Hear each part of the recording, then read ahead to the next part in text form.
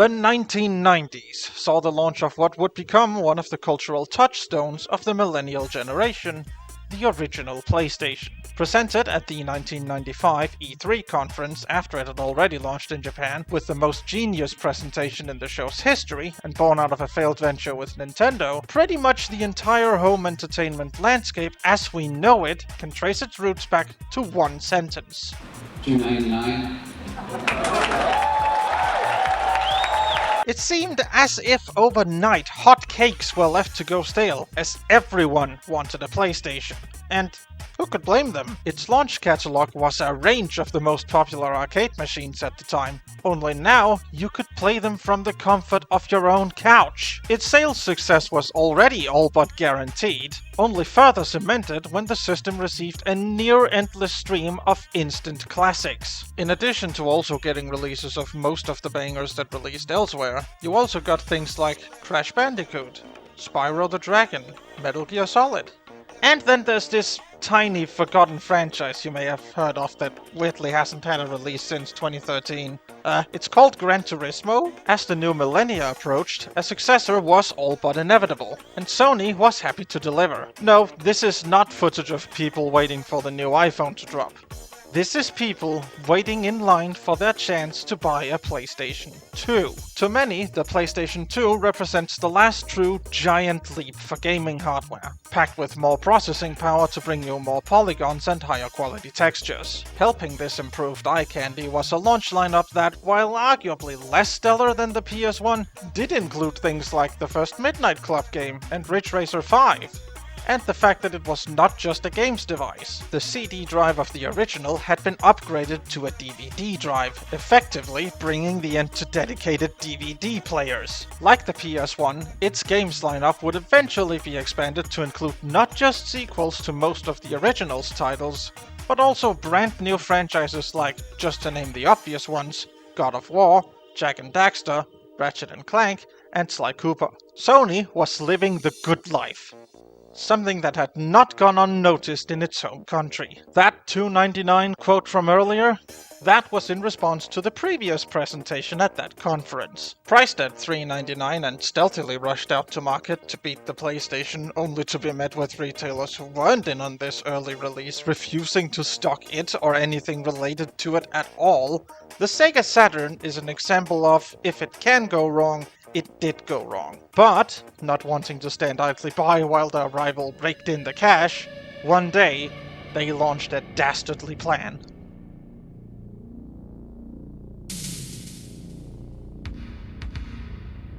Sir? Charles, I hope you bring me good news. I am sorry, Francois, but I have only bad news. It's some Sony boys, sir. You mean the ones who want to put their Saturn at E3? What does they want? They are launching a new console, PlayStation 2. Mad!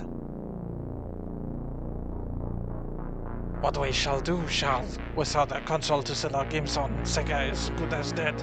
We could make our own. The PlayStation 2 is still at least 1 year from launch. We could undercut them like they undercut us. Very good, Charles. This is why you are my strategic genius. We shall make our own console, with blackjack and Putin. Francois, I'm not so sure Putin will sell the console to children. Pardon? Oh, that is a good point, Charles. Instead, how about we steal all of Sony's third-party developers? So they went to Naughty Dog, who said no. They went to Insomniac, who said no. They went to Eden, who said, yeah, I guess we can port V-Rally too. Finally, they went to Bizarre Creations, who said, yeah, alright. Which is my terrible impersonation of a Scouse accent, because they were from Liverpool. And so, Bizarre Creations, who had previously made waves with their game on the 1997 Formula 1 season, immediately set to work making 2 games for the console that would go on to be named the Dreamcast. One was a street circuit racing game meant to rival the likes of Gran Turismo, featuring the unique gimmick that the time of day in-game was determined by the time of day in real life. If the console thought it was nighttime in Tokyo while playing, the races in Tokyo would take place at night. And also the kudos system that rewards clean but stylish driving. The other was not that. Thanks to the imminent failure of the Dreamcast, largely down to a small user base and publishing on the console not being anywhere near as profitable as the Sony alternative, the other game would launch on the PlayStation 2 in 2001, in a state slightly altered from its Dreamcast original, a state that would be weirdly prophetic of some of the PS2's most beloved games. The best way I can describe this title is if the gunplay of Jak and Daxter met with the art style of Sly Cooper. It is the game with the title voted most likely to appear behind you and put a bullet in the back of your skull if you say its name 3 times in the mirror because the title is just that cursed for 7 script drafts running. I am, of course, talking about Fur Fighters Vigo's Revenge is a game I played in the summer of 2024 that I became a little bit endlessly fascinated with. An early entry in the PS2 shooter platformer trend by means of being an expanded and enhanced port of an existing Dreamcast and PC title, this is a game that simultaneously appears child-friendly on account of the art style, because as we all know anything but hardcore photorealism is child-friendly, and the fact that the characters are stuffed animals, but also desperately wants to appeal to an older crowd on account of you blasting enemies' faces off with a surprisingly punchy shotgun. The game casts you as the 6 titular Fur Fighters, an elite group of armed mercenaries fighting against evil whenever and wherever needed, and they fit neatly into 2 distinct groups. The originals, and the either we ripped something off or inspired something in the futures. For the first group, we have Rufus, the Scottish Hound, whose special ability is that he can dig, and Chang, the Mozilla Firefox, whose thing is that he's small. In terms of the rip-offs, well, we have a swimming penguin named Rico, a cat that climbs, a kangaroo that jumps, and one more. But before I reveal that character, let me ask you an unrelated question. In your opinion, and by whatever metrics you deem appropriate, who's the best dragon character in history? Nah, sorry, chances are you're wrong. Spyro, forget about him already. Toothless, good guess, but actually no. The Forza Horizon 5 Lunar New Year dragon, yeah okay, I'll give you that one. Doofer.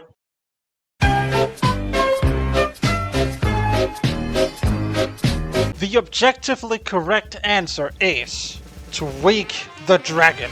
He was literally born yesterday. His only vocalization is his own name, which, because cartoon logic, the other Fur Fighters understand his actual words. He breathes fire by sneezing.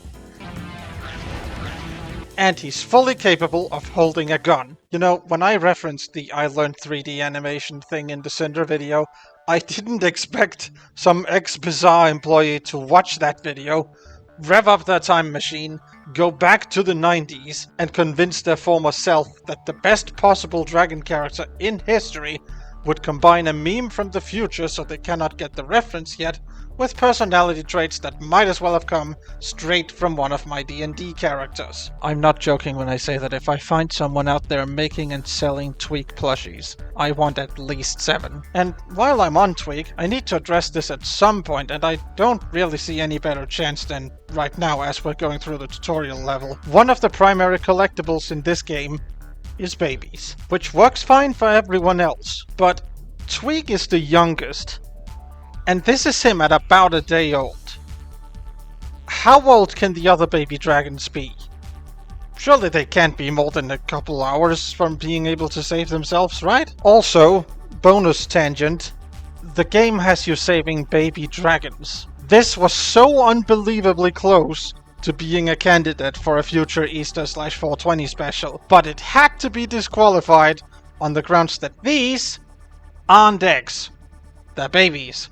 Life begins at hatching. Look, we've been over this before. Abortion is perfectly morally okay, and I am sick of hearing people think otherwise. Fur Fighter Village. It may not look much, but it's home to the greatest warriors in animal history. The story begins on a calm, lovely day in the Fur Fighter village. Everyone happily doing whatever it is they're doing on the daily. Before we get a view of who's providing the voiceover. This is General Vigo, and just from these first few seconds of screen time, you can pretty much piece the character together. You know how every villain in every spy movie ever has a monocle and is stroking a white cat? Vigo is a play on that, by being a white stuffed cat who, as we'll see later, has a human with a monocle as a pet. Tone for the rest of the game immediately set. Vigo sprays a tranquilizer gas over the entire village, knocking everyone out so he can steal their significant others. He's not one to kill the fur fighters though, primarily because if he did that, there wouldn't be a game for us to play. Side note, yes!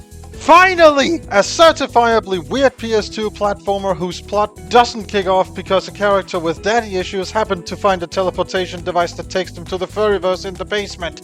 I knew we could do it! After the usual, the heroes band together and spit one-liners about how they're going to beat the evil baddie cutscene, we talk to a ghost and are let loose in Furfighter Village. A perfectly serviceable hub world with plenty of spaces to get familiar with the basic movement mechanics of the game. This is something you may want to do, because even if the game is played in an over-the-shoulder third-person camera, this is still tank controls. Once you get something roughly equivalent to the hang of it, you really should head over to the Undermill, part because it's required for game completion, and in part because...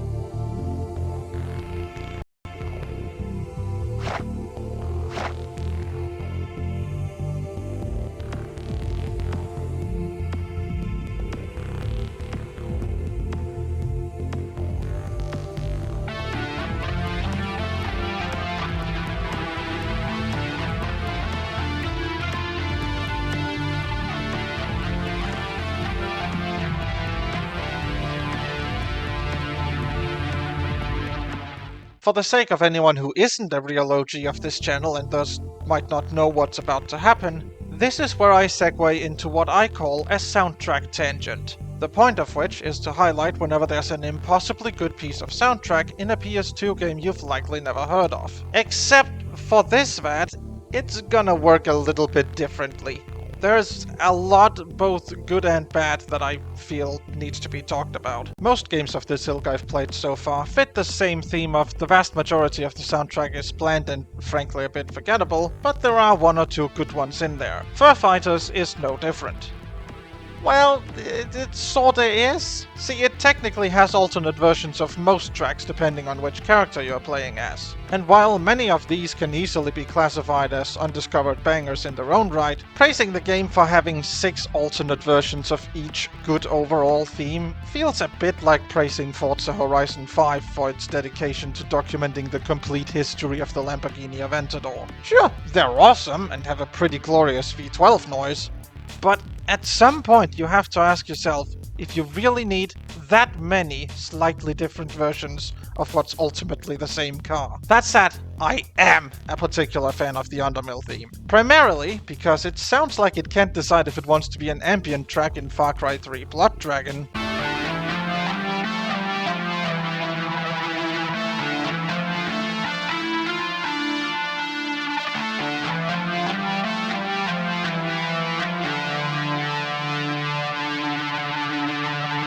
or a menu track in Need for Speed High Stakes.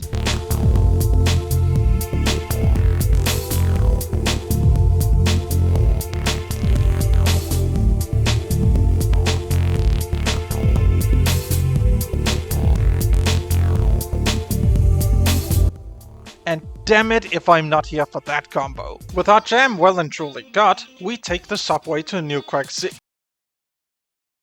Wait. No. Oh, no. So, the hub is called New Quack City. Quack. Ducks. Things that fly. In New York.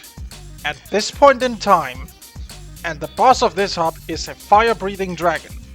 Another flying thing. Never mind the PS2 port. The original Dreamcast release of this game managed about a year on the market before it aged so incredibly badly overnight.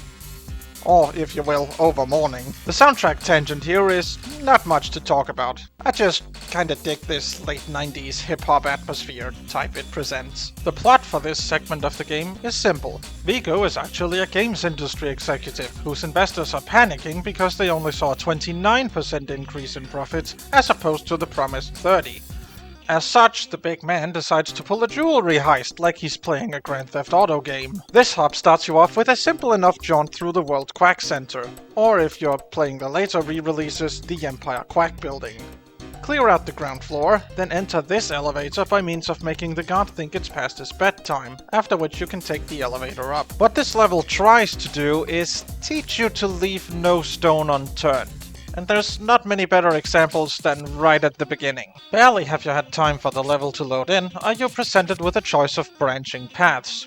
The left one is the mission critical one from which every other part of the level is accessed, and to the right lies a dead end disguised as an Asian restaurant. Which, I mean, it's not technically a dead end because it does have collectible things in it, but it's that one room basically. Which means, if you're a numpty like I was and picked the left route to start with, you would have not much real way of knowing where you went wrong other than go back to the start of the level again. Overall, World Quack Center is a perfectly serviceable first level. It may be a little testing if you don't know what you're supposed to be doing, but unlike the two separate 911s you cause, it's not a level that's gonna break any spirits.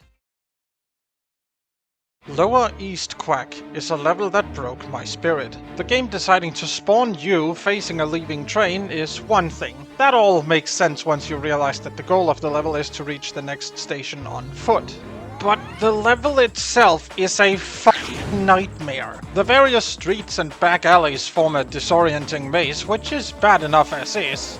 And then on top of that, you have multiple fire escapes leading to multiple rooftops, and in one particular case, a hotel room accessed via a window that's only truly visible from the ledge you use to enter it. In case that wasn't enough, there's this subway section, which really highlights the shortcomings of most characters' ability to jump. This is a section that I only ever managed to beat by switching to Chang or exploiting collision weirdness on the inner corners of the train cars. And even then, as a final middle finger to the player's sanity, after having combed over the level multiple times looking for the final 2 gold tokens, guess where I find them?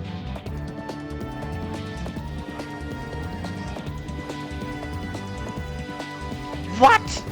Hold up. Oh, for sake.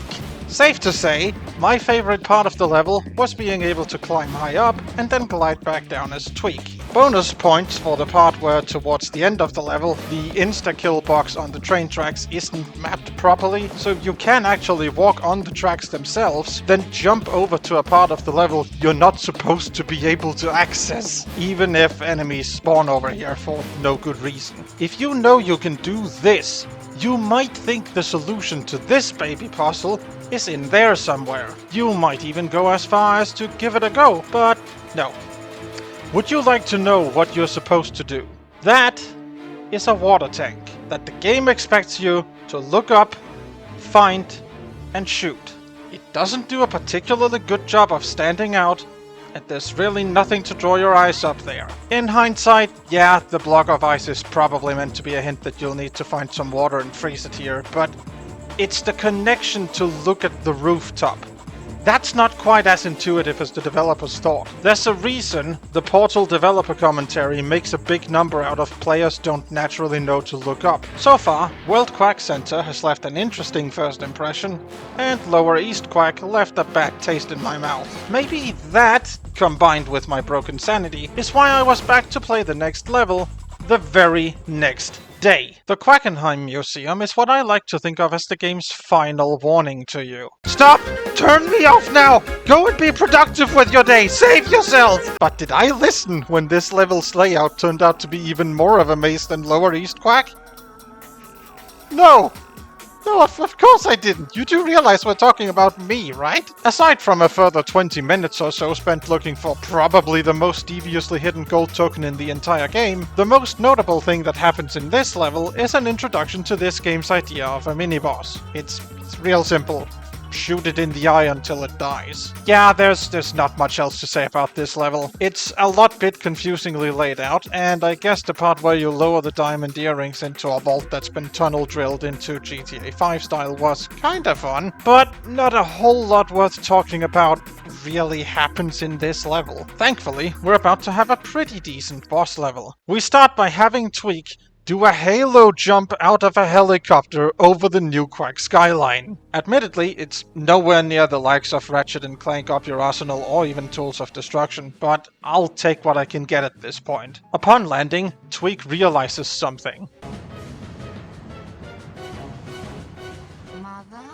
Tweak, you didn't have to go out of your way to learn an entire second line of dialogue for you to prove to me that you're the best character in the game. But the fact that you did is so fucking cute. The ghostly general reveals that the form of Tweak's mother is the result of General Vigo wielding genetic mutation to somehow turn her into a robot.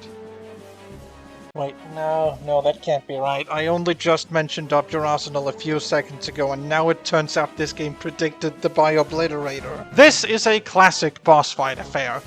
Wait for the boss to expose their weak point, in this case the insides of her mouth, then shoot it when the opportunity presents itself. Once one phase has been dealt with, the building gets destroyed, and you move on to the next, slightly less accommodating rooftop. Repeat this process for a total of 4 phases, because 3 would just be too cliché, and eventually Tweak is reunited with his mother. This, right here, is one of the best and most fun images my laptop screen has ever displayed. We may have contracted a slight bit of a cold from going to New Quack in what I'm going to claim, despite a lack of evidence, is not just winter, but the actual holiday season. Entirely because that makes this a Christmas game in the same manner as how Die Hard is a Christmas movie. But as there's still plenty of babies and spouses to rescue, we're off to the next spot Vigo's causing trouble on purpose: Beaver Power. Given the humor of the game up to this point, you've probably already guessed that this is a large dam, and you'd be right. But the size of this lad is not what we're here to be in awe of,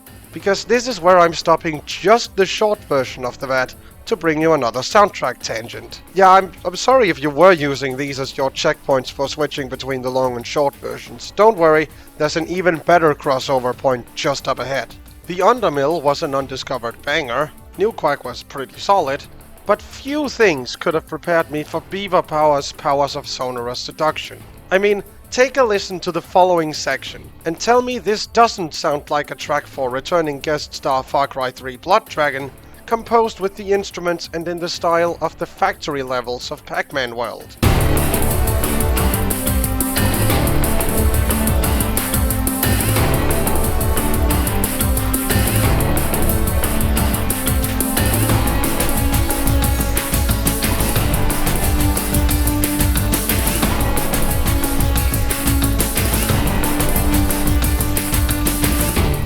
And if that doesn't do it for you, I race you this final part.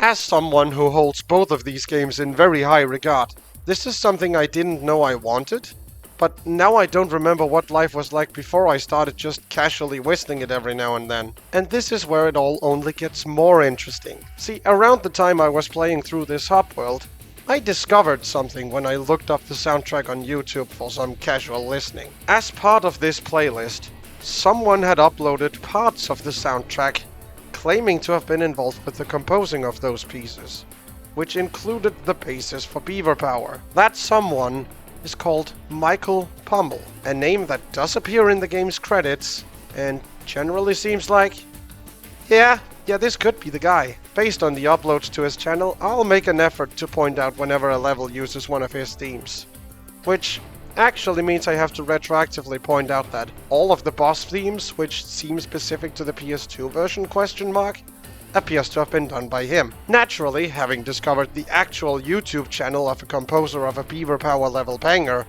I was left with only one option. Something that my social anxiety doesn't usually permit, but damn it, if you're just uploading most of your archive to YouTube for public listening purposes, you're asking for it.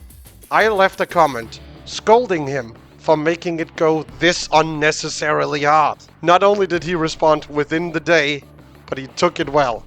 Seems like a cool dude. With the soundtrack tangent sorted, we're off to commit industrial sabotage, starting with the first level. Whoa. Cool it for a second up there. You're not saying the name of this level out loud. Why not? It's just a level Why name. not? It's just... Dude, we're talking about the F word! So? Do you have even the vaguest idea what sort of danger you're shaking hands with by wanting to say the name of this level out loud? What, are you afraid of the word forest now? You know the word I mean. Don't deliberately miss my point like you're a GT Planet member. Anyway, like I was saying... La la la la la la Stop that! la I'm la trying la. to read from the script while suffering from a cold here. I'm not letting you do it. Well, how about I just cut your mic then? Then who will be laughing? Well, why don't I just click the button that stops this recording right here? What if something almost as interesting as the first level happens in this one, too? Then how will you reference it without background visuals? But then all your commentary will be void. That's a sacrifice I'm willing to make to stop you reading from this script. Editing me, back me up here.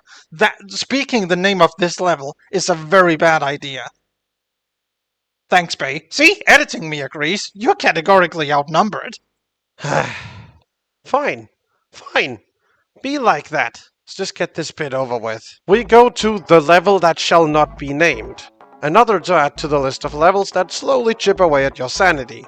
Largely because of this one stone structure that you'll need to tip over by jumping on it, then getting the gold token that's hidden underneath it. And let's not forget, shall we, this. To you, does this look like a convenient platform, or a puzzle piece crucial to completing the level? Because, to the game, it's both. Another classic, frustrating in the moment, kinda cool in retrospect Fur Fighters idea. Other than that, there's not much to say about this level, nor really is there about God Machine Valley, aside from this one bit where you drill too deep. What that results in, we'll get to. But first, we have to go to the surprisingly good level that is Beaver Dam. Yes, it has puzzle segments with questionable logic, but it also has some of the best gameplay moments thus far. And yep, they're all Twig. Best boy! What am I talking about? I'm Tweak. Every part of every level is accessible, always. It's called I'm a motherfucking dragon.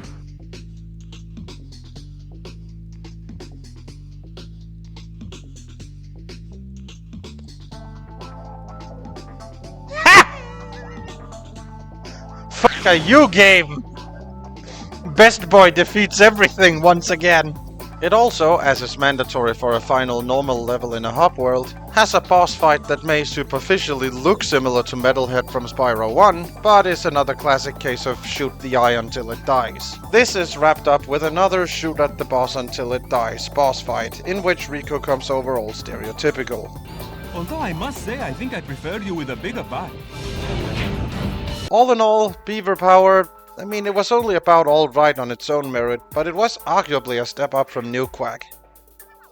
Boy, are things about to not be a step up anymore. Cape Canado is probably where my enjoyment of the game's story reaches its all-time high, as this marks the point where Vigo becomes a full-on Saturday morning cartoon villain, as he resorts to flinging rods from God at the Fur Fighters. Mance has spent millions of dollars buying a space station, only for the lackeys to bring a single anvil and no more. And that's just funny. It's also where my enjoyment of the gameplay reached its absolute lowest. If the Quackenheim Museum was a maze, the VAB building is a full-on spaghetti junction. Multiple floors that connect at various points, interspersed with elevators that go nowhere and everywhere at the same time. One of the perks of my particular shade of autism is that I'm blessed with a pretty decent sense of direction. But as people who have watched the full version can attest to, even I had to just give up on trying to make sense of this layout.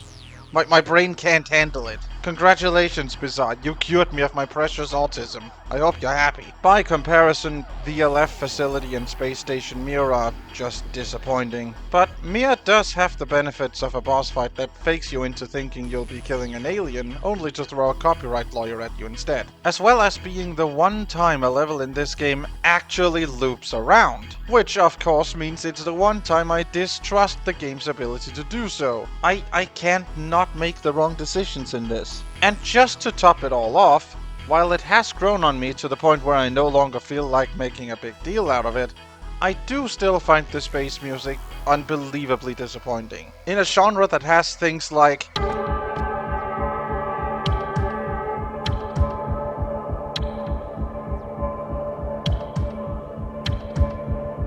this just isn't drilling it. Oh, and the boss fight is Juliet having relationship issues in space. Why did I say drilling it? That's not something people say. They say cutting. What is drilling it, however, is one of the god machines, which opens a stonking big hole in the ground for Chang to fall through. You know those iceberg charts that do the rounds occasionally, where the layers above the surface of the water are all the obvious things that make sense, and the further down you go, the more obscure and illogical it gets? Considering we've already established that Bizarre has access to a time machine, is it any surprise that the part of the game that takes place deep underground marks the beginning of what I think of as the weird and wacky second half? Because this, in true science fiction fashion, is a world of humanoid, technologically advanced dinosaurs, whose technology Vigo is, of course, trying to steal to make a quick buck. If I were to assign an overall theme to Dinotopolis, it would be puzzles that make complete sense, such as the dehydrated chicken forcing you to think back to Lower East Quack in order to reach the level's exit, frustrating challenge sections, such as Rufus's grand tour of the Rumpus Room and the following washer segment that really likes to throw you off, and a surprising number of quite decent tweak glides. All of this while the bounciest theme in the game loops in the background, simultaneously making it feel like a children's cartoon in the more relaxed segments, and actively mocking you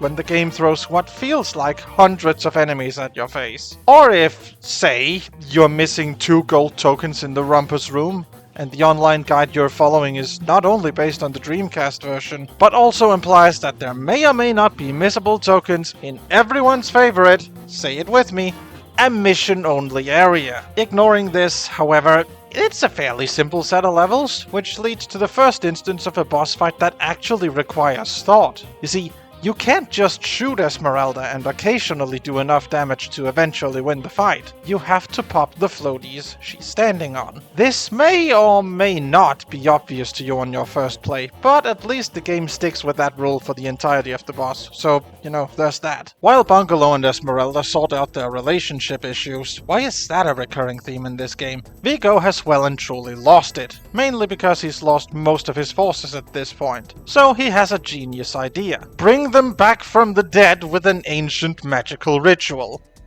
I told you this was getting weird and wacky. So he leads from his plane while his ground troops make their way in cars to the ancient temple where a big storm's about to happen. Wait, sorry, wrong footage. That's from that one Forza Horizon 5 expedition where they forgot how to spell Ramiro's name when they put it in the playlist that one time. Oops. After a trek through a jungle containing such standard tasks as build a raft, throw a witch doctor into his own potion brew, and disarm a nuclear bomb, we find ourselves at the Temple of Confusing Progression. One path is a dead end with an open room behind it, which, for those of you keeping track, is evidence that this could be the second level in the game to actually contain a loop. The other path takes you first to a gambling room, then this big pool where the trick is to not displace as much water as possible, but rather as little as possible while the statue is submerged. I'm not enough of a scientist to understand how displacing more water makes it not work, but here we are. And how do we make it displace just enough? Shoot the parts of the statue that look like metal. Shoot the metal. and it breaks in one go. You know, is it really a surprise that I struggled with this game when it feels like the designer of any given level spun a great big wheel like it's a Magic the Noah game show to determine what logic the player is supposed to apply? Then there's a bit of shuffling a minecart back and forth to fill it with water so it accelerates more because gravity doesn't apply on inclines except for when it does, before doing a quick bit of pop culturing and subsequently having Rufus infiltrate this ancient temple. Inside, he sees his wife and child enter this portal and hurls himself at it in a desperate rescue attempt, only to end up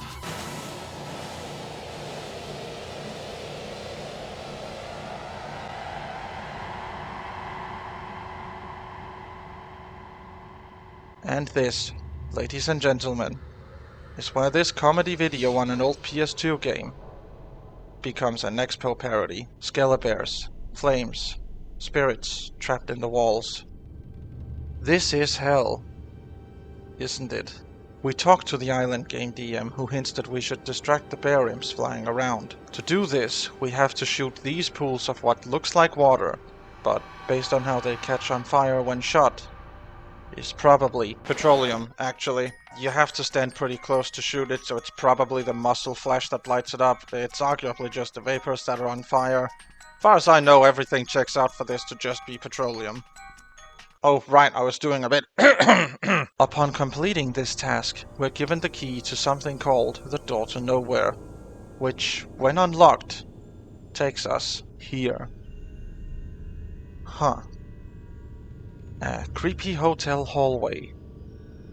That's strange.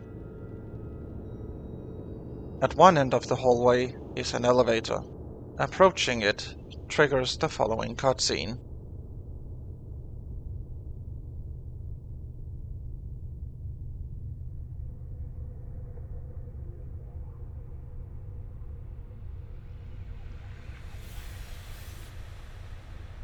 Okay, I need to abandon the next bit, because this is just a lot to take in. To reiterate, this game, especially the version with the cartoony cell shading, features a bunch of stuffed toy animals who have had their babies stolen by a big bad who's a bigger threat to his own forces than he's been established to be to us. All of a sudden, that game decides to just drop hell and a goddamn reference to The Shining. If Shock from Spyro 1 is a whiplash, then this is a full spine snap, and I can't quite put into words just how much I am here for it! This is exactly the brand of weird I want in my weird PS2 platformers. After completing some minor challenges with each of the other fur fighters, the notable standout being Best Boy who has to do actual platforming in addition to just shooting things, we eventually return to Rufus, who by now has made his way to Central Europe circa 1944. Wait. Do I really want the game to imply that World War II is not just canon, but the very event at which the Fur Fighters previously beat Vigo? Is Vigo the... I really am about to write and read the word personification, aren't I? Of Hitler? I mean, on one hand, I'm totally on board with it because he's not many levels from getting his ass kicked. But I'm also aware that me bringing this up means there's a non-zero chance that I'm birthing a new neo-Nazi icon. And guess what? He is a white cat with blue eyes. Ah! Wait. Surely not.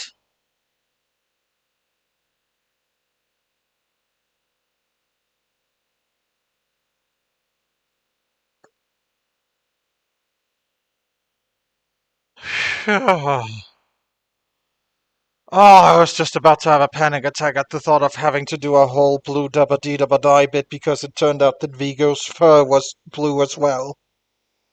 Ah, so glad I don't have to do that and worry about all that. Let's speed up this history lesson. World War II was won by the fur fighters, allowing the good guys to win, and fascism was never a problem again. Especially not in current year, where people really should know better, you dumb fuck. At the end of this, although Rufus saves the last baby of the game, Winnie is nowhere to be found. Nor is Mai, for that matter. That's because the game is gearing up for its first and only multi-character boss fight. This is the hardest fight the game has to offer, primarily because it throws so many layers of nonsense at you. Dodge Winnie's bad breath, shoot at Mai a few times, continuously dodge the latter's laser eyes. That's right, all those times I referred to Far Cry 3 Blood Dragon earlier was actually subtle foreshadowing for the— no, actually this time it was an accident. I repressed the memory of this fight and this just happened to line up. Freeze Mai while she's in the pool in the Chang area, then shoot her until the next phase starts. Do that a couple of times, and eventually the boss fight is over. With Winnie and Mai now also returned to their original state, everyone is safe and sound, which means it's time for the mandatory party sequence in the village. Except... predictably, Vigo, being the antagonist in a game where fuzzy creatures wield big sci-fi guns, just doesn't know when to quit, and decides to poke the fur fighters one more time. To which they... It may not be easy. It may not be quick. Hell, it may not even be legal. But we're going to do it. Or die trying. As such, the fur fighter set out to destroy all his fighter jets and kill all the crew on board his hangar ship, which retreats to the safety of the ginormous V-100 submarine, which almost immediately starts its descent. And then there's a thing in my notes that just says, insert Tom Scar's Tux video here. What could that possibly be?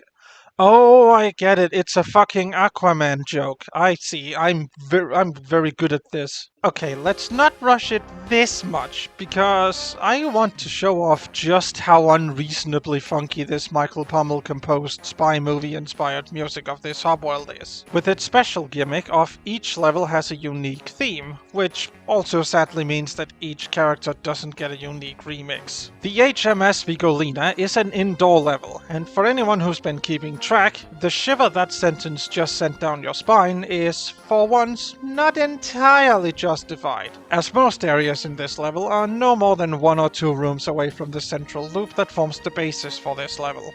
Is that character growth, fur fighters? That level loop is a tour of an aircraft carrier, which means the objective is to destroy fighter jets, because in case you forgot during the World War II segment, Vigo Industries is more like a private militia. So then, I hear you ask, how exactly do you destroy these fighter jets? Well, you've got a couple options. You can shoot them out the skies if you want to be boring. You can blow them up with big bombs if you're that way inclined. You can just set fire to them. Or, my personal favorite, turn on a helicopter and use its rear rotor to cut them in half. There's also a nuclear lake for you to go swimming in. After you've done all of this, Vigo, of course, reveals that it's all been a big deception, which you've fallen for. What he's actually going to strike the village with is a giant nuclear submarine. Once you beat the sinking sub, it's time for the level proper. If HMS Vigolina had you worried that these last few levels would be too logical and easy to navigate, rest assured, the V-100 is a level with 2 separate sections, at first connected only by a single path. A single path that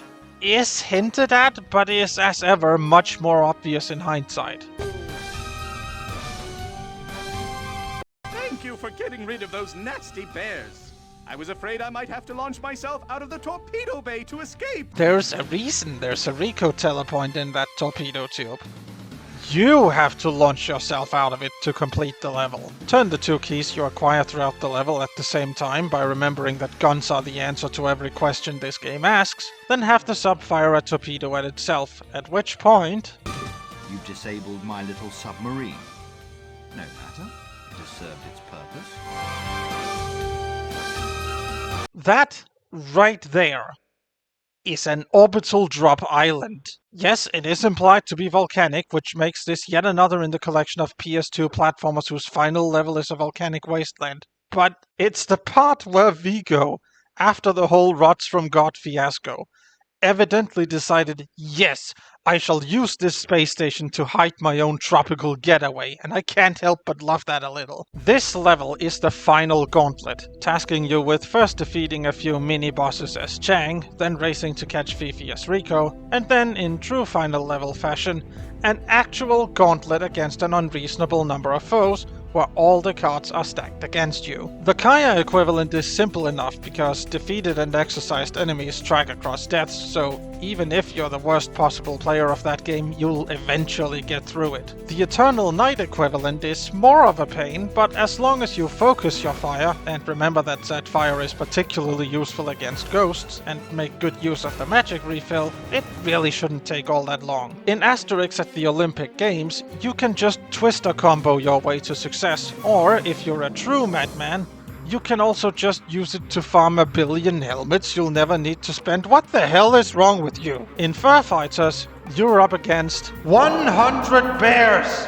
With neither ammo nor health packs respawning. Now, this may sound impossible on paper, but truth be told, if you stock up on ammo before going in and make good use of the provided items, it's not really all that difficult. After a quick detour through Planet Gaspar, we arrive at a threat so potent the only hopes of beating it is to cause an integer underflow, and to do that, we need Bungalow. The game flat out says Bungalow is the only character stupid enough to not be hypnotized by circus music. I get that that's a thing in real life, but come on, there's no need to put it like that. It's another bullet sponge with the added difficulty of every minute or so you have to do this one jump. Piece of cake. After murdering the planet harder than humanity in current year, that's right, I'm bringing not just identity and abortion politics into this, I'm adding environmentals too.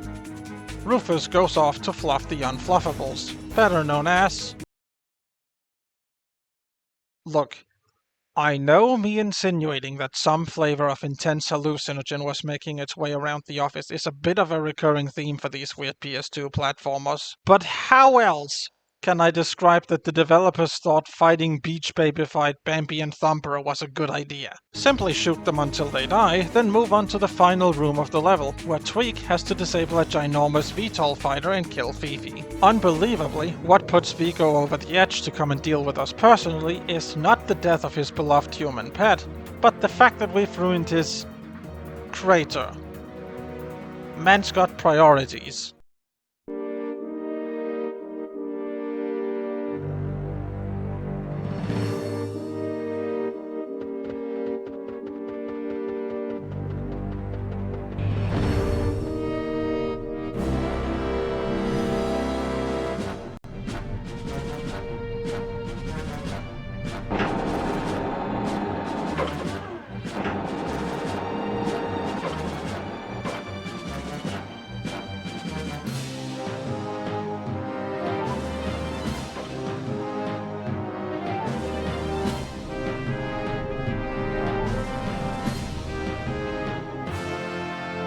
So, we finally meet.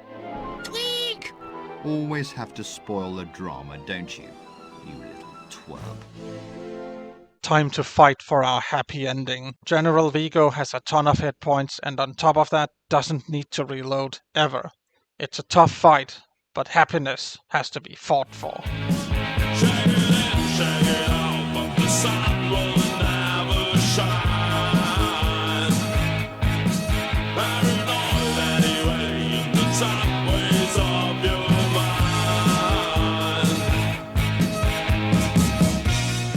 With enough patience, you eventually put the final bullet in him, completing the game.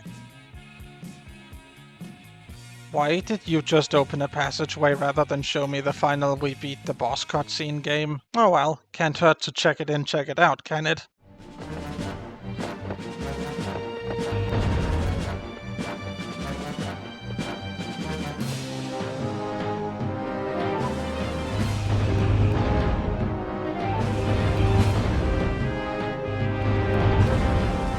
Quickly! That Vigo you fought out there was nothing but a clone! Game? We need to talk. Of all the things I expected you to predict, it sure as heck wasn't the sort of final boss fight in Asterix XXL 2. But that on its own is one thing. It's the bit where I'd just done the myhouse.wat thing, complete with the found subways of your mind. And now you've gone and ruined the moment. Thanks a lot, game. Alright then, time to do the absolute basics of what each character can do, then shoot these fuse boxes until they explode, which, thankfully in this level, isn't long at all. there's regular enemies that take longer to kill. After this, we eventually get to take on the big bad himself, in which I can only describe with this fake Yahtzee Croshawism meets Dr. Doofenshmirtz term. The boss battleinator. Shoot him until he exposes the weak point, that is his backpack, then shoot that until the thing breaks. Rinse and repeat. Your reward for taking him down is a cutscene in which he's not taken down anymore? Huh? And also, after he throws a grenade through the teleporter, which, I mean, that was kinda foreshadowed at the very beginning, but still, after he does that, we get this piece of cutscene. And I think I'm just gonna let playing me take this one. Is it badly broken? It's completely broken. Might make nice paperweight with plenty of glue. Will take months to fix. You've got minutes, or Rufus is dead. Simplicity will be my new watchword. No more incompetent minions, no more devilish schemes. Just some good old-fashioned ass-kicking. Come on, Chang. Chang! You got this. As soon as you place your vision in the hands of others, that vision is diluted. Chang! Try not to get fluff on my suit now. There's a good chap. Chang!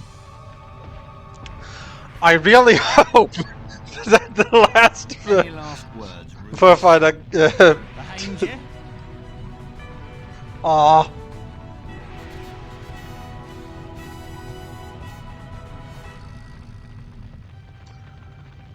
We don't get a cut to Chang fixing it and Tweak just going Tweak. Aw.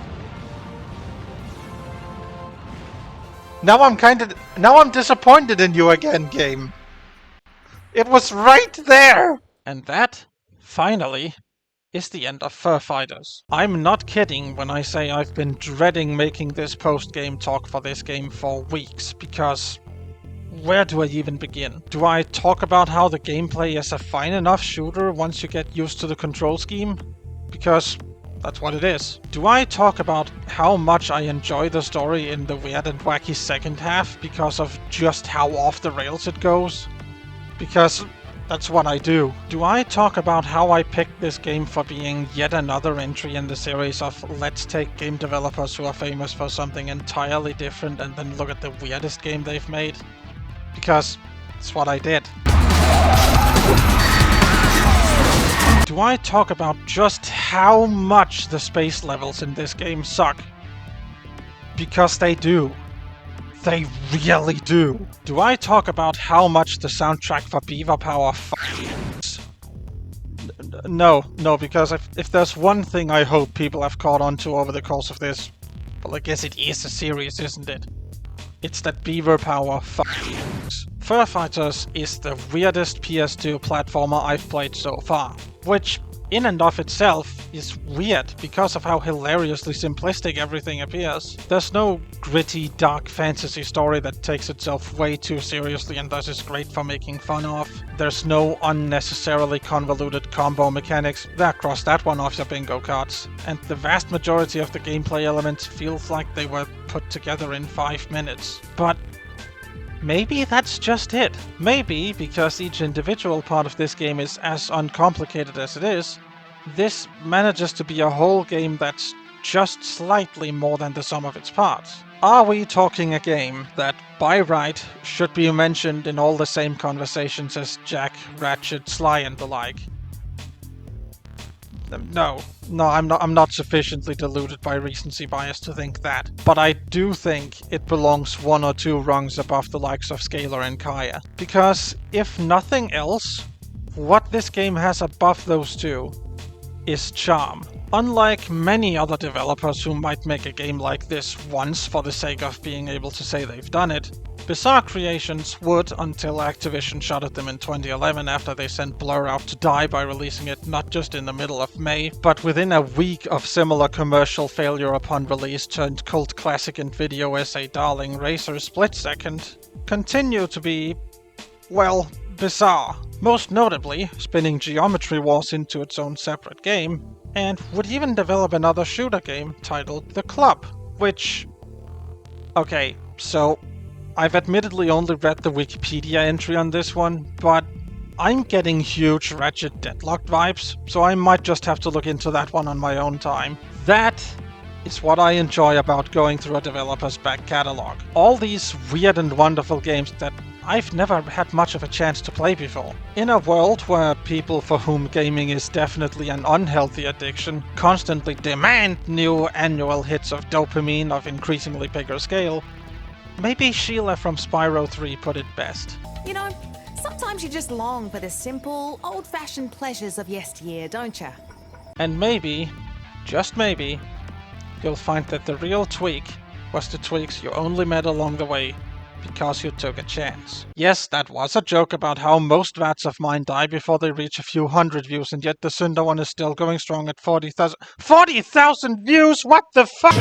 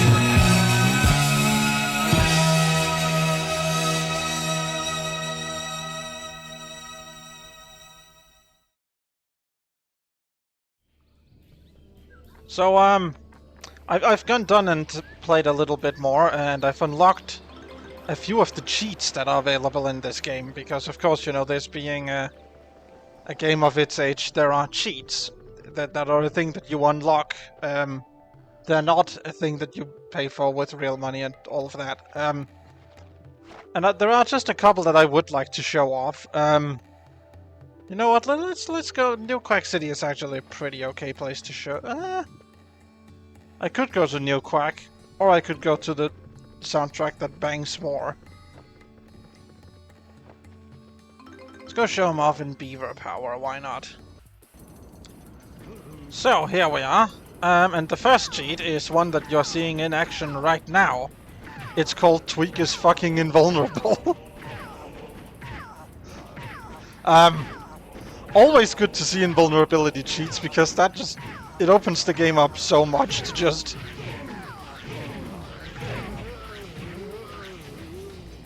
And that's them dealt with. Fine. Another fun cheat that this game deals with, many games will have, you know, unlimited ammo as a cheat. This game doesn't quite do that, but if I pray and spray for a bit, just hold on a second, I promise this is leading somewhere. This is actually a perfect demonstration. If I pick up this gun, it gives me the normal amount of ammo that you would expect. However, for reasons I'm not entirely sure, if I go and pick up this machine gun, the bullets, max ammo, I have no idea why it is limited to only what is actually ammo rather than any sort of thing that gives you ammo. But here we are. I do wonder if cheats obtained in one playthrough can be carried over to another. Because I am kind of here for a fuck everything up playthrough. With the power of invincibility and maximum ammo from the everything. That's kind of fun. You know the rockets that I fired sometimes throughout the playthrough? You also know how I've been saying that this is the most PS2 game ever? Well, it gets even more so with this one particular cheat. Are you ready for this? Watch and be astonished.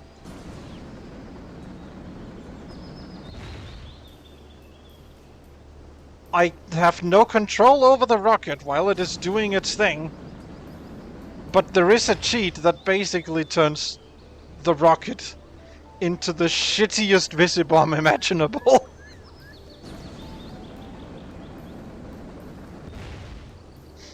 So that I also figured was interesting.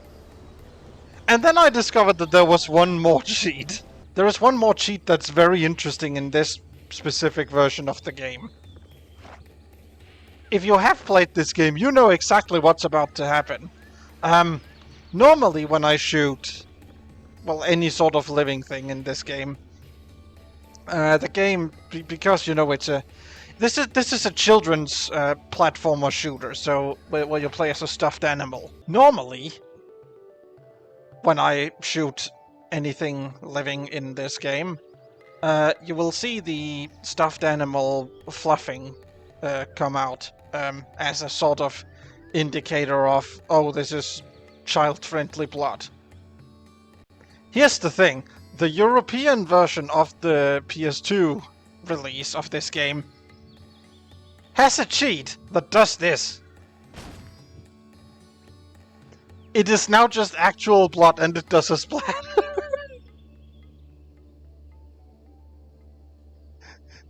Why is this an unlockable cheat in my children's shooter platformer PS2 game? So naturally, of course, I unlocked this cheat. And then I got a bit curious, because the fact that that blood splatter effectively replaces fluff has some potential consequences in the City of Fear. And now when I say something interesting that happens in the bad place, I'm of course referring to this. Which, in case I cut the bit out in voiceover, first of all, why is there a The Shining reference in my children's kid-friendly PS2 shooter platformer with cell shading to begin with?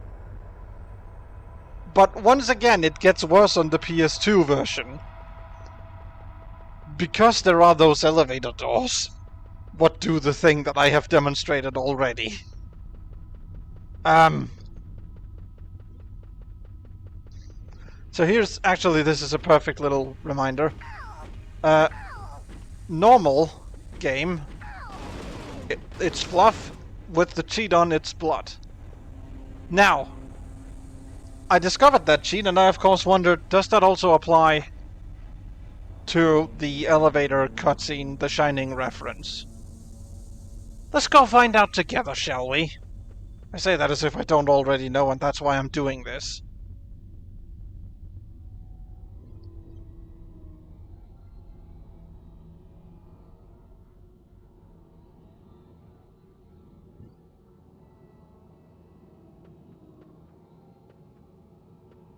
Now, here's the thing. I'm simultaneously impressed by my children-friendly PS2 shooter platformer with cell shading and a blood cheat. That's a thing that exists to begin with. But at the very same time, having experienced this, I'm now also very, very, very disappointed that the blood cheat does not replace the fluff from the elevator scene with blood. Ah, Farfighters. You well and truly are an enigma.